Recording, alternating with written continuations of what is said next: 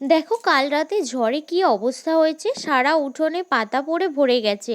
মনে হচ্ছে যেন সব গাছের পাতা আমাদের বাড়ি এসেই জমা হয়েছে। আমাদের মাঠের গাছের ডালটাও ভেঙে গেছে, বাবা মাঠ থেকে ভাঙা ডালগুলো নিয়ে এসেছে। দেখো এই রসনা ফলের গাছটার কি অবস্থা। আগের দিন তোমাদের যে ফুলটা দেখিয়েছিলাম সেটারই ফল।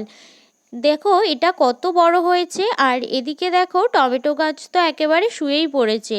ছাদের উপরটাও একই অবস্থা ছিল। ঘরেও ধুলোবালি পুরো একদম ভরে গেছিল। সব কাজ কমপ্লিট করার পর মা এখানে কালমেঘা পাতার বড়ি বানিয়েছিল, সেটাই কিন্তু খেয়ে নিচ্ছি। এটা যেমন উপকারী তেমনি ভালো, তেতোও লাগে না খেতে।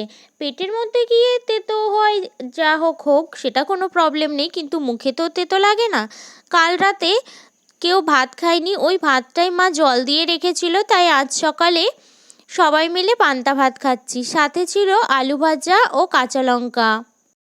পান্তা ভাত খেলে কিন্তু পেট ও শরীর দুটোই সুস্থ থাকে।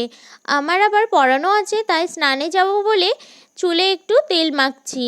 স্নান কমপ্লিট করে রেডিও হয়ে গেছি পড়াতে যাব বলে। বাড়িতে এসে দেখি রান্নাও হয়ে গেছে, তাই জন্য দুপুরে খেতে বসে পড়লাম। দুপুরের খাবারে ছিল ভাত, পটল ভাজা, লাল শাক, কলাই ডালের বড়া, সজনে ডাঁটা, আলু বড়ি আর পটলের তরকারি।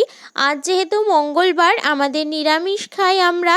সন্ধ্যাবেলা ছিল ঠান্ডা ঠান্ডা সাবুর পায়েস, আমি আর বোন তো আগেই খেয়ে নিলাম। দারুণ হয়েছিল খেতে। আজ তাহলে আসি, আবার দেখা হবে অন্য কোনো ভিডিওতে। বাই।